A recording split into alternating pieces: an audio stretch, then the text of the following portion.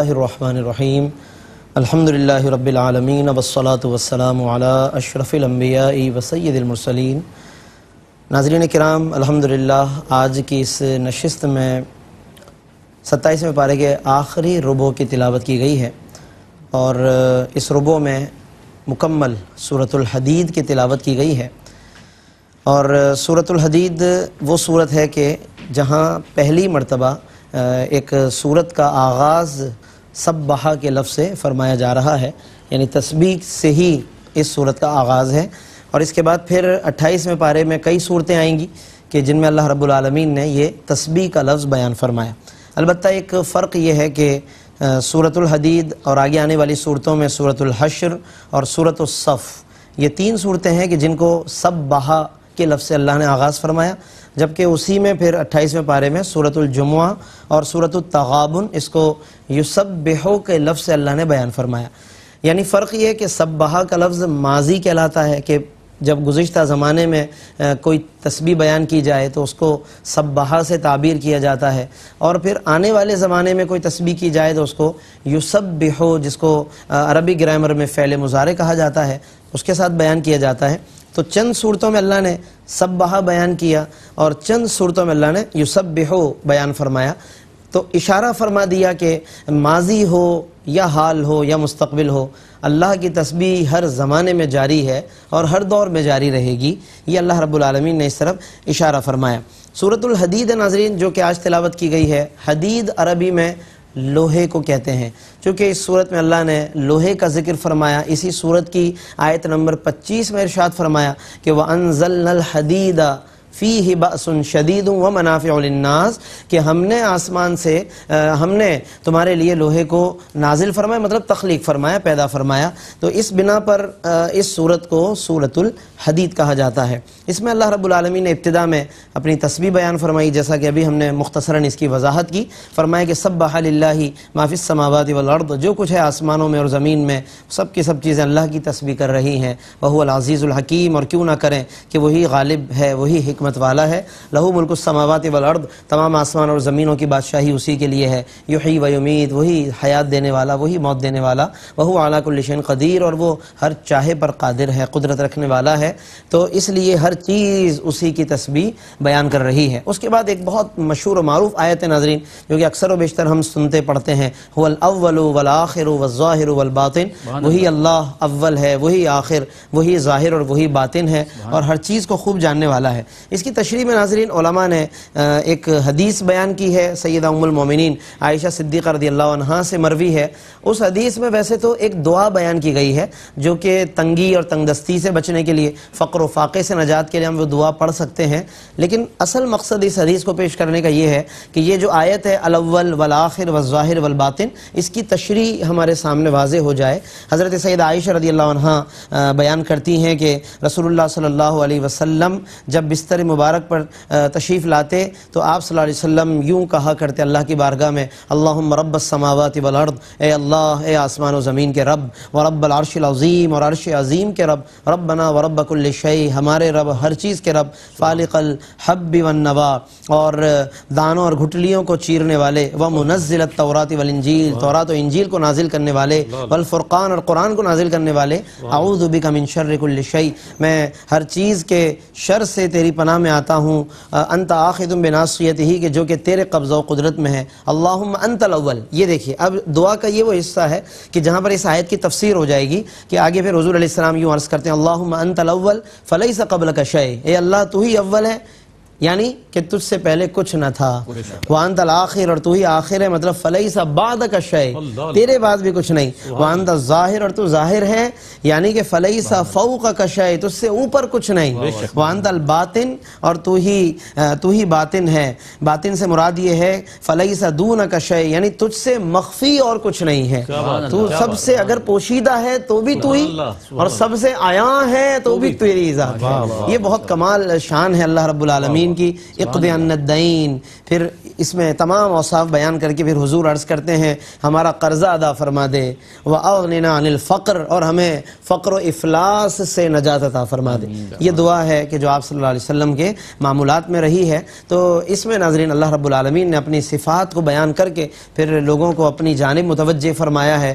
مزید بھی ناظرین اس میں اللہ رب العالمین نے صفات بیان فرمائی۔ سورۃ الحدید کی ابتدائی آیات ضرور ہمیں اس حوالے سے مطالعہ کرنی چاہیے تاکہ ہمارے اندر اللہ رب العالمین کی محبت پیدا ہو، اس کی طرف ہمارے اندر ایک رغبت پیدا ہو۔ یہ سب کچھ بیان کر کے وہ فرماتا ہے آمنو باللہ ورسول، ایمان لاؤ اللہ پر، اس کے رسول پر، اور خرچ کرو اس مال میں سے کہ جس مال میں اللہ نے تمہیں نائب بنایا۔ یہ بڑی اہم بات، وانفقوا مما جعلکم مستخلفین فیہ، اس مال میں سے خرچ کرو کہ جس مال میں تم نائب ہو۔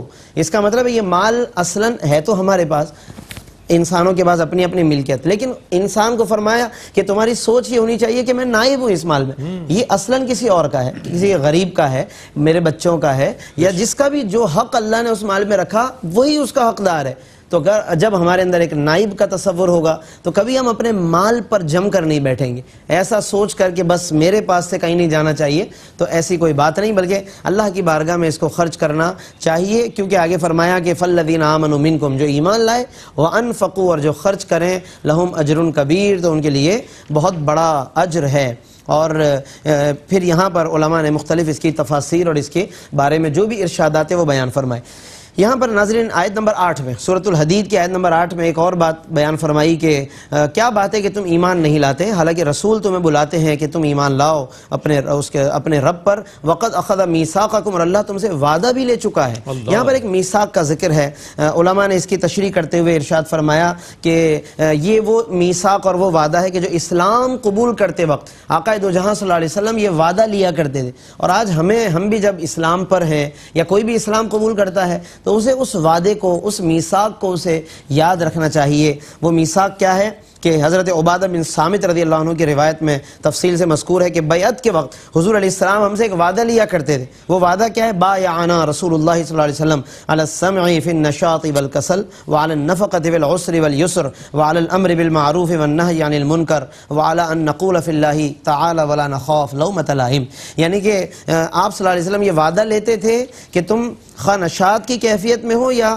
کسل مندی کی حالت میں، ہر حال میں ہم تعمیل حکم کریں، اللہ کی راہ میں مال خرچ کریں، خواہ تنگ دست ہوں یا خوشحال، نیکی کا حکم دیں، برائی سے روکیں، اور اللہ کے بارے میں سچی بات کہیں، اور کسی ملامت کرنے والے کی ملامت کا خوف نہ رکھیں۔ تو یہ ناظرین بہت اہم آیات ہیں۔ پھر اس کے علاوہ فتح مکہ سے پہلے جنہوں نے خرچ کیا اللہ کی راہ میں، ان کا مقام زیادہ ہے بعد میں خرچ کرنے والوں سے۔ یہ ایک صحابہ میں کیٹیگری اللہ نے بیان فرمائی، وہ لوگ کہ جو فتح مکہ سے پہلے ایمان لائے، فتح مکہ سے پہلے قربانی دی، کیونکہ مشکل وقت تھا، وہ اس وقت اسلام لانا، اس وقت خرچ کرنا مشکل تھا، تعداد بھی کم تھی، لوگ بڑے خیالوں خطرات میں رہتے تھے۔ منافقین جو اکثر کہتے تھے کہ ہم ایمان کیسے لے آئے، نہ معلوم اسلام کا آگے کیا فیوچر ہے، کیا مستقبل ہے۔ ایسے میں جس نے سب کچھ بھلا کر، اپنی ساری خواہشات کو چھوڑ کر آقا دو جہاں کے ہاتھ میں ہاتھ دے دیا، اللہ فرماتا ہے کہ ان کا مقام بعد میں ایمان لانے والوں سے زیادہ ہے۔ لیکن یہ بات بڑی اہم ہے کہ بے شک آپس میں درجے کی ایک بلندی اور درجات بندی فرمائی، لیکن سب سے ایک وعدہ کر لیا اللہ نے،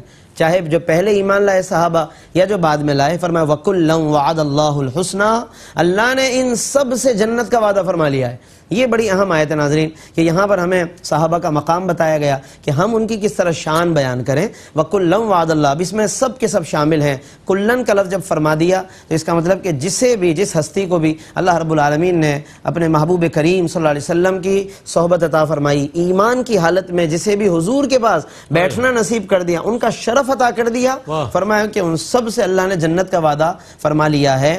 اس لیے حضرات خلفائے راشدین ہوں، حضرت ابو بکر و عمر، عثمان و علی ہوں، امہات المومنین ہوں، اہل بیت اطہار ہوں، یا اور دیگر صحابہ کرام ہوں، سیدنا امیر معاویہ رضی اللہ تعالیٰ عنہ ہوں، سیدنا ابو ذر غفاری رضی اللہ تعالیٰ عنہ ہوں، یا اور جتنے بھی حضرت سیدنا عبداللہ بن عمر بن العاص ہوں، جتنے بھی ہیں، سب کے سب فرمایا کہ وَكُلًّا وَعَدَ اللَّهُ الْحُسْنَى، سب سے اللہ نے جنت کا وعدہ فرمایا۔ اس لیے سب کی تعظیم کرنی چاہیے، اہل بیت کی عزت بھی کرنی چاہیے، اور صحابہ کرام کی تعظیم اور محبت یہ بھی گویا کہ ایمان کا حصہ اس کو بنا دیا گیا ہے۔ اور قرآن بھی جگہ جگہ کہتا ہے نا، جیسے فرمایا ایک مقام پر فرمایا گیا کہ آمنو کما آمن الناس، ایمان لاؤ جیسا کہ اور لوگ ایمان لائے، یعنی صحابہ کو معیار ایمان بنایا. اس لیے ان دونوں کی تعظیم ضروری ہے کیونکہ نسبت ایک ہی ہے، نسبت رسول صلی اللہ علیہ وسلم ہے، اس لیے وہ تعظیم بھی ضروری ہے. پھر اس کے علاوہ ناظرین کچھ قیامت کے دن جو منافقین کا انجام ہوگا، کس طرح وہ محروم ہوں گے اور ادھر ادھر بھٹک رہے ہوں گے اور لوگوں سے نور طلب کر رہے ہوں گے. وہ باقاعدہ قرآن نے بتایا کہ اہل ایمان کا تو اپنا ایک نور ہوگا، اس کی روشنی میں وہ چل رہے ہوں گے. اب منافقین کیا کریں گے؟ وہ کہیں گے اہل ایمان سے انظرونا نقتبس من نورکم، کچھ ہم پہ بھی نظریں کرو، ہم پہ بھی کچھ نظر کرو. یعنی یہ باتیں وہ ہیں کہ جو آج دنیا میں مان لینی چاہیے.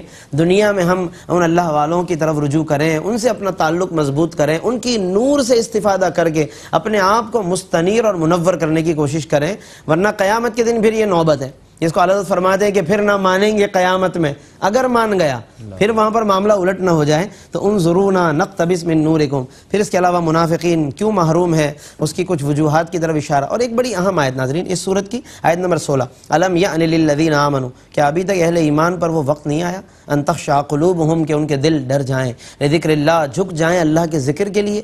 یعنی کیا ابھی بھی وقت نہیں آیا؟ یہ آیت بڑی اہم ہے. یہ وہ آیت ہے ناظرین کی جس کو سن کر بڑے بڑے نام آج ہم ان ناموں کو پڑھتے سنتے ہیں، اس آیت کو سن کر وہ ولی بنے ہیں. حضرت فضیل بن عیاض رحمۃ اللہ علیہ کہ جو پہلے کسی عشق مجازی میں مبتلا تھے، اور جب وہاں جانے لگے عشق مجازی کو پانے کے لیے تو راستے میں کوئی آیت پڑھ رہا تھا کہ کیا ابھی تک اہل ایمان پر وہ وقت نہیں آیا، بس وہیں سے پیچھے پلٹ آئے ہیں. اور جب پلٹے ہیں تو اللہ نے ولایت عطا فرما دی. یعنی اللہ رب العالمین کے لیے جس نے عشق مجازی کو چھوڑ دیا، دنیا کی محبتوں کو چھوڑ کر جو اللہ کی محبت میں آ گیا، تو پھر اللہ رب العالمین اسے اس آیت کا فیض ضرور عطا فرمائے گا. اس کی بہت سی مثالیں ناظرین تاریخ میں ہمیں ملتی ہیں اور موجود ہیں. پھر اس کے علاوہ دنیا کی صفت ایک بیان فرمائی گئی، ایک تمثیل کے ذریعے اس کو سمجھایا گیا ہے. الحدید یعنی کہ لوہے کا اس میں ذکر ملتا ہے ہمیں قرآن کریم کی اسی صورت مبارکہ کے اندر. پھر اس کے علاوہ وہ لوگ کہ جو خرچ کرنے میں کتراتے ہیں اور تکبر کرنے والے ہیں، ان کا انجام اور ان پر ناراضگی کا اظہار کیا گیا.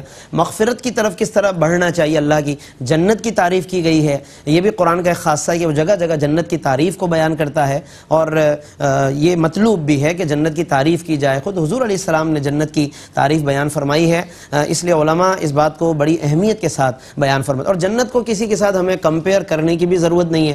بعض اوقات لوگ اس کو کمپیئر کرتے ہوئے بیان کرتے ہیں تو اس سے بھی کچھ غلط فہمیاں پیدا ہو جاتی ہیں. جنت کو الگ سے کسی سے کمپیئر نہ کریں، وہ بھی آقا دو جہاں صلی اللہ علیہ وسلم کا مسکن، مطلوب اور محبوب و محمود مقام اور جگہ ہے. اور مدینہ طیبہ بھی آقا دو جہاں صلی اللہ علیہ وسلم کا مطلوب و محمود اور پسندیدہ ترین شہر اور جگہ ہے. اس کو بھی آپس میں کمپیئر کر کے کوئی شاعری کرنا یہ ہمیں مناسب نہیں ہے کہ پھر اس کے اندر کمی بیان کی جائے جنت کی، تاکہ مدینہ کی عظمتیں لوگوں کو پتہ چلیں. مدینہ منورہ کی عظمت کو بتانے کے لیے جنت کی کمی کی کوئی حاجت نہیں. مدینہ کی فضیلت ویسے ہی بہت زیادہ ہے، اس کا مقام اس بات کا محتاج نہیں کہ ہم کچھ ایسا خدا نہ خواستہ کریں کہ جس سے کچھ آیات مبارکہ کے مضامین کی خلاف ورزی لازم آئے. تو اس لیے ہمیں ان تمام باتوں کو بھی ناظرین ذہن میں رکھنا چاہیے. اور اس کے علاوہ اس صورت مبارکہ کے اندر اور بھی مضامین ہیں. کچھ رہبانیت کا ذکر کیا کہ عیسائیت کس طرح رہبانیت کی طرف چلے گئے. رہبانیت مطلب سب کچھ دنیا چھوڑ چھاڑ کے گوشہ نشین ہو جاؤ، جبکہ ہمارا دین بڑا دین فطرت ہے ناظرین، دین جامع ہے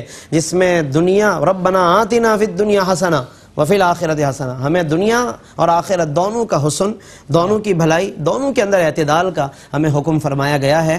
تو اس کی لیکن بہت زیادہ تفصیل ہے. رہبانیت کی کیا تاریخ ہے، ہسٹری کیا ہے، کلیسا کی کیا تاریخ اور ہسٹری ہے، اس کے تحت ضرور ہمیں پڑھنا چاہیے، مطالعہ کرنا چاہیے. میں اسی پر مکمل کرتا ہوں اپنی بات کو. اللہ رب العالمین ہمیں ان تمام مضامین میں غور کرنے کی توفیق عطا فرمائے اور تفصیل سے ہمیں قرآن کے مضامین کا مطالعہ کرنے کی توفیق عطا کرے. آمین. وآخر دعوانا الحمدللہ رب. بہت شکریہ.